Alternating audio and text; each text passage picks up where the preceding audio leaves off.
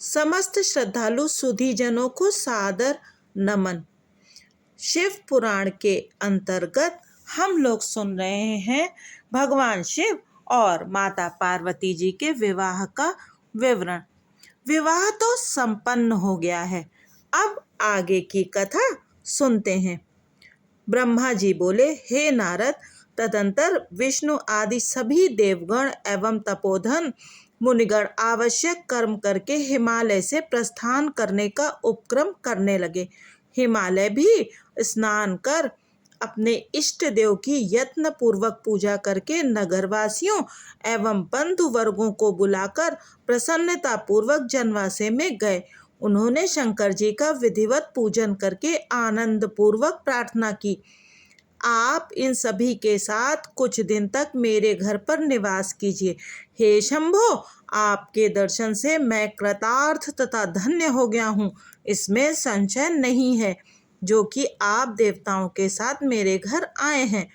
ब्रह्मा जी बोले, शैलराज ने इस प्रकार बहुत कहकर दोनों हाथ जोड़कर प्रणाम करके विष्णु आदि देवगणों के साथ प्रभु को आमंत्रित किया।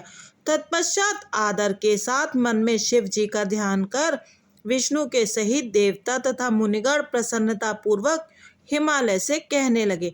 देवता बोले, हे गिरिराज, आप धन्य हैं और आपकी कीर्ति महान है। तीनों लोकों में आपके समान पुण्यात्मा कोई व्यक्ति नहीं है, जिसके द्वार पर सज्जनों को गति देने वाले भक्त वत्सल एवं परम ब्रह्म महेश्वर अपने सेवकों के साथ कृपा करके पधारे हैं।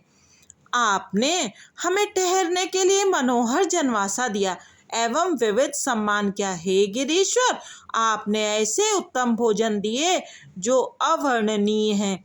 वहाँ कोई आश्चर्य नहीं जहाँ साक्षात अंबिका शिवा देवी हैं। सब कुछ सर्वथा परिपूर्ण है, कुछ भी शेष नहीं रहा।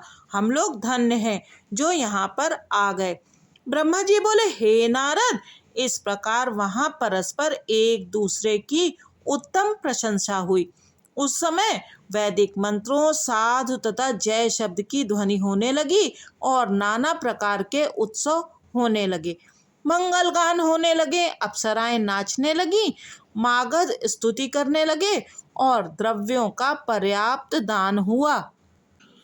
तत्पश्चात देवेश का आमंत्रण कर हिमालय अपने घर गए और अनेक विधि विधानों से भोजनोत्सव की तैयारी करने लगे।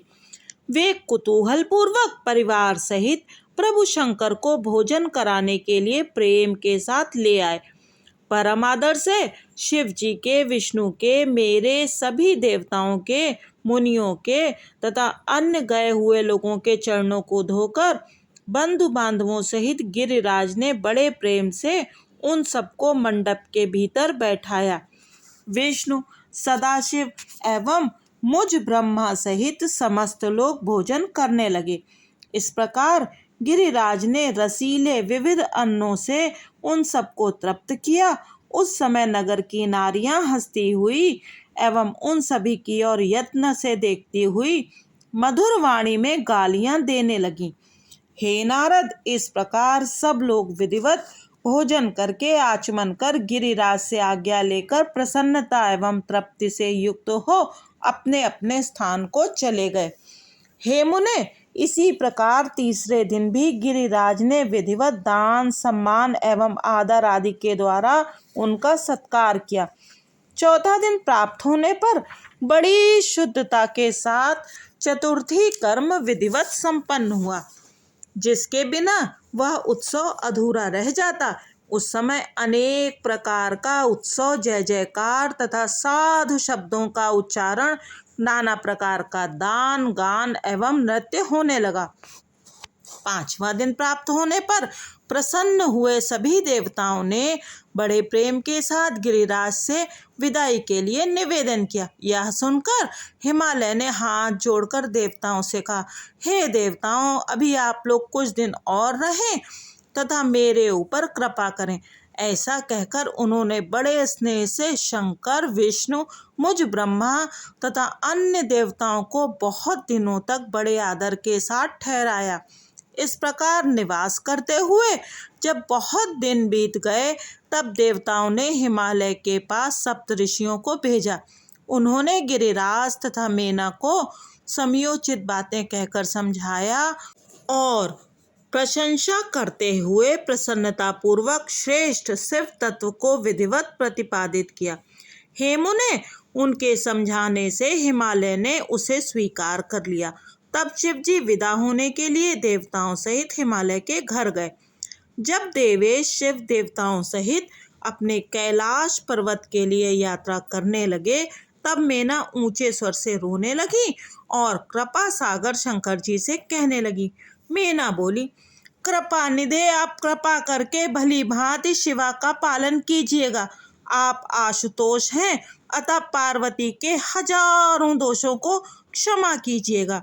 हे प्रभो, यह मेरी कन्या जन्म जन्मांतर से आपके चरण कमल की भक्त है। आप महादेव प्रभु को छोड़कर इसे सोते अथवा जागते समय भी किसी का स्मरण नहीं रहता। हे मृत्युंजय, आपकी भक्ति के सुनने मात्र से ही यह हर्ष के आंसू गिराती हुई पुलकित हो जाती है और आपकी निंदा से यह मौन हो मृतक के समान हो जाती है। ब्रह्मा जी बोले, तब ऐसा कहकर मेना उन्हें अपनी पुत्री को समर्पित कर जोर जोर से रुदन करके उन दोनों के सामने मूर्छित हो गईं। तदंतर शंकर ने मेना को समझा करके और उनसे तथा हिमालय से आज्ञा लेकर देवगणों के साथ महोत्सव पूर्वक यात्रा की। तदंतर सभी देवताओं ने हिमालय के कल्याण की कामना करते हुए प्रभु तथा अपने गणों के साथ मौन हो प्रस्थान किया। कुछ दूर जाकर हर्षित देवता हिमालय की पुरी के बाहर बगीचे में शिव जी सहित आनंद पूर्वक ठहर गए और शिवा के आगमन की प्रतीक्षा करने लगे। हे मुनीश्वर, इस प्रकार देवगणों के सहित शिव की उत्तम यात्रा का वृत्तांत मैंने आपसे कह दिया है। अब उत्सव तथा विदाई के अनंतर होने वाले विरह से युक्त शिवा की यात्रा सुनिए। इस प्रकार श्री शिव महापुराण के अंतर्गत द्वितीय रुद्र संहिता के तृतीय पार्वती खंड में शिव यात्रा वर्णन नामक 53वां अध्याय पूर्ण हुआ। श्री हरि जय भोलेनाथ। अब आगे एक ब्राह्मण की पत्नी द्वारा माता पार्वती जी को पातिव्रत्य धर्म का जो उपदेश दिया गया, उसे हम अगले अंक में सुनेंगे। धन्यवाद। जय शिव शंभू।